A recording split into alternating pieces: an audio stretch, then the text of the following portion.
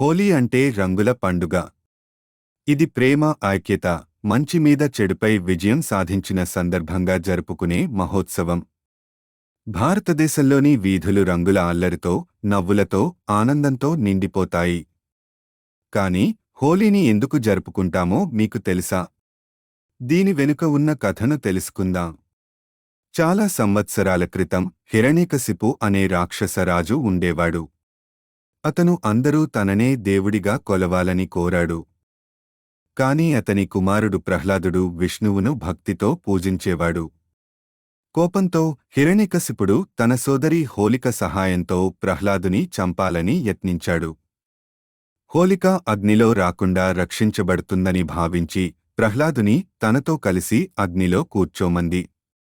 కాని హోలిక కాలిపోయింది. ప్రహ్లాదుడు విష్ణు కృపతో రక్షించబడ్డాడు. ఈ సంఘటనను గుర్తుచేసుకుంటూ హోలీకి ముందు రాత్రి ప్రజలు పెద్ద అగ్నికుండం వెలిగిస్తారు. ఆ అగ్ని చుట్టూ స్నేహితులు, కుటుంబ సభ్యులు చేరి భక్తితో ప్రార్థనలు చేస్తారు. దీన్నే హోలికా దహన్ అంటారు. మరుసటి రోజు అసలు హోలీ ఉత్సవం మొదలవుతుంది. ప్రజలు రంగుల పొడిని చేతిలో పట్టుకుని ఒకరినొకరు రంగులతో అలంకరిస్తారు. సంగీతం, నాట్యం, నవ్వులు హోలీ పండుగను మరింత ప్రత్యేకంగా మారుస్తాయి. హోలీ రంగుల పండుగ మాత్రమే కాదు, ఇది ఐక్యతకు ప్రతీకం. ఈరోజు అందరూ సమానులు. శత్రువులు స్నేహితులవుతారు, కుటుంబాలు ఒక్కటవుతాయి, సామాజిక బంధాలు మరింత బలపడతాయి.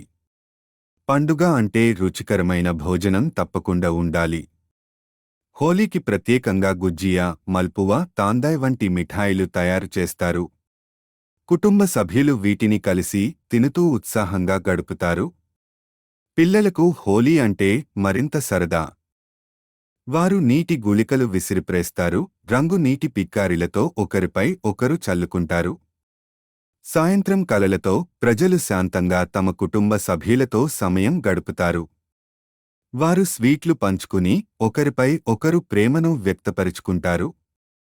హోలీ అంటే ప్రేమ, ఆనందం మరియు మంచి మీద చెడుపై విజయం. ఈ హోలీలో మనం అందరం కలిసి ఆనందంగా జరుపుకుందాం.